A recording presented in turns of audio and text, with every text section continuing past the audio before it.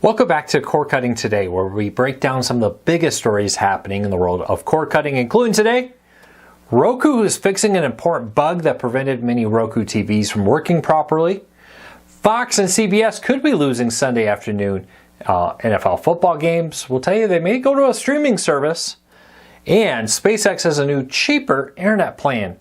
Something that rural Americans should pay some attention to here with this. These stories and a whole lot more, and I do mean there's a lot more, including Hulu's big fail with the Oscars last Sunday. Coming up in a quick second. First though, hey, I'm still on crutches, going to be on crutches for weeks. I saw all the kind notes yesterday. I replied to a few. Thank you so much, everybody, for the kind words. Second, if you want to learn more about any of these stories, check out the show notes and in the first pinned comment. I'll put a link to each story so you can read them for yourself and come up with your own opinions. I'd love to hear from you.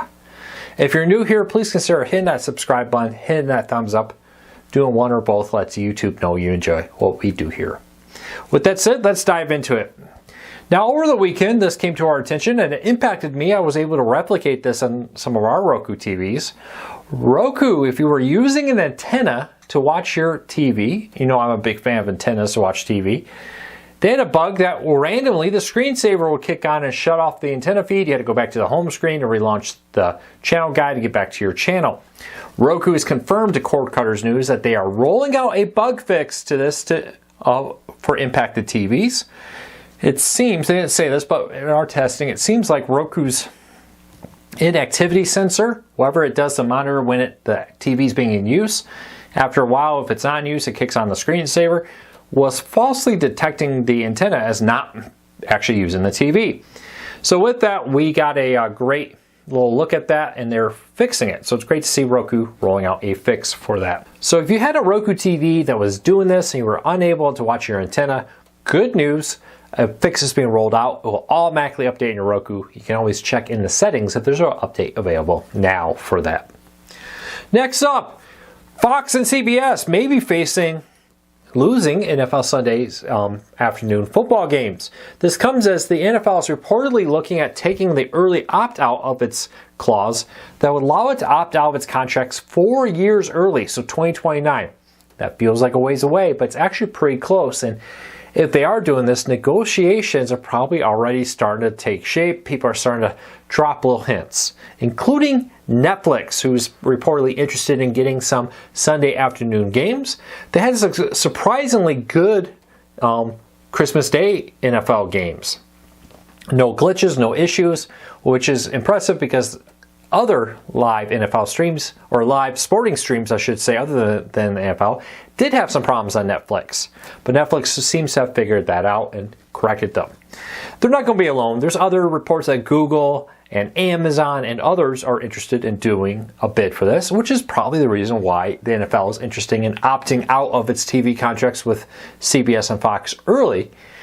Not to say that they couldn't bid and win them back, but the NFL is saying, hey, our stock value has gone up, right? The value of our product is a lot more than when we did our contract. And because of that, we want to opt out earlier to give us more chance to get more money sooner. Strike while the iron is hot. Be interesting to see how that plays out. But for now, NFL Sunday games will continue for the next few years.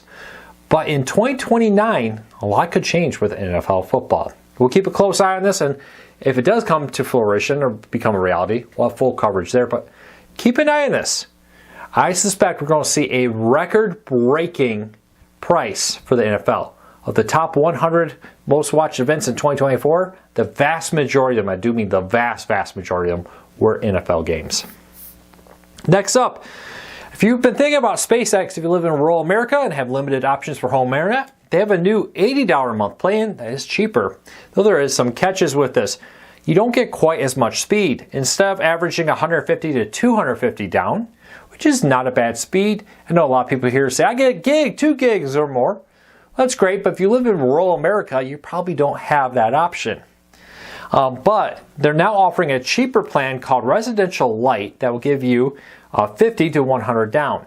That's more than enough. If you're just doing one stream on Netflix, you can do a 4K stream on that with no problems, still surf the web and do all kinds of stuff. You only need about 25 down per 4K stream on Netflix.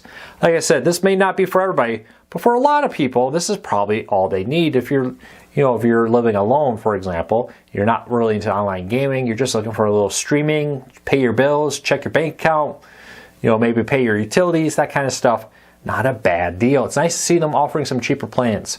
Not available nationwide. Check out the link in our story for a map of where it's available. Depends on demand where they make this available in different places. But really nice. Like I said, standard price $100 or $120 depending where you live. Now there's an $80 option that brings it in a little bit cheaper. All right, later this year, ESPN is launching a new streaming service. This will give you access to ESPN streams without needing to pay for the high cost of a cable TV package or a streaming service. You just get ESPN's.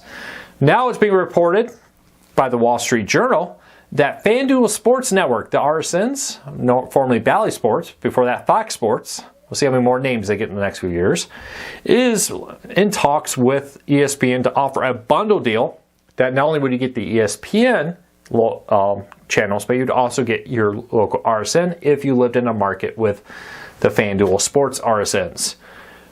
But keeping a close eye on this, they reportedly were talking to Fox about doing something similar to get Fox sports channels. That deal fell apart. Seems like ESPN is saying, hey, we don't have quite enough content to justify the streaming we want, but if we can bundle with some other providers, maybe we will.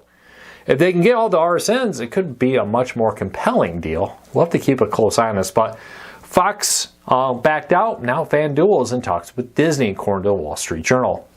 Would that make you subscribe more likely? Leave me a comment, let me know. All right, there's a change upcoming to your antenna. Now we broke this over the weekend, but the Sinclair over-the-air TV network called TBD is being rebranded into Roar, like I'm roaring with laughter, Roar.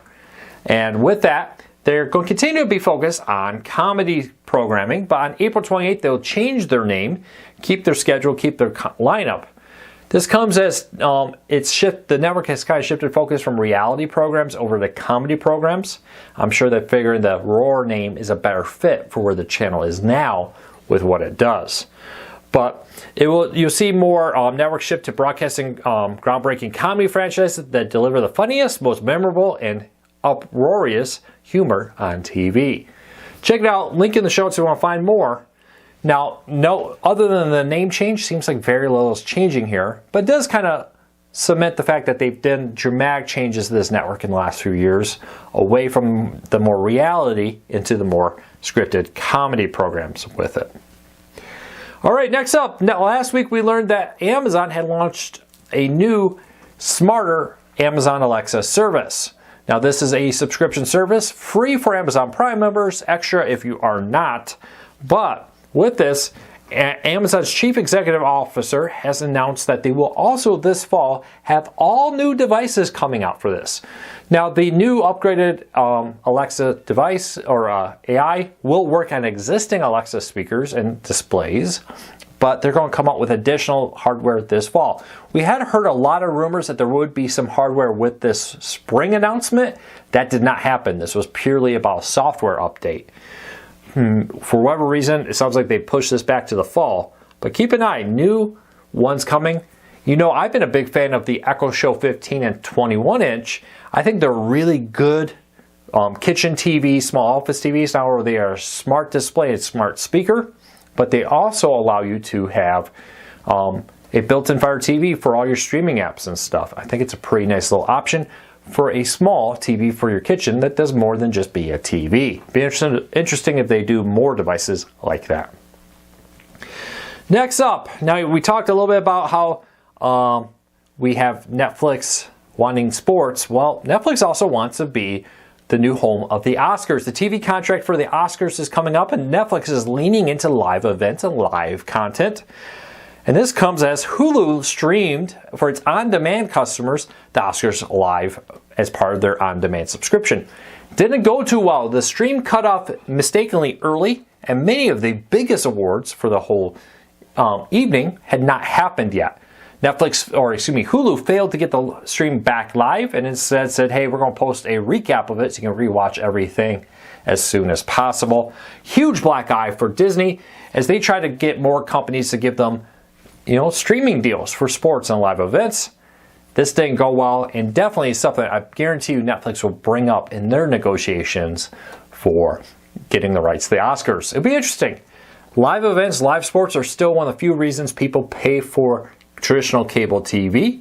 As this stuff becomes more widely available through other services like Netflix and Hulu and the like, the need to pay for a cable TV subscription continues to evaporate. Well, that's it for today. Thank you to everybody. I got a few weeks on these crutches. I'll follow most of the good medication though, but I appreciate your support. I'll be back here tomorrow with another video, and thank you to everybody for your kind words. Until then, take care, be safe. I'll talk to you all again real soon.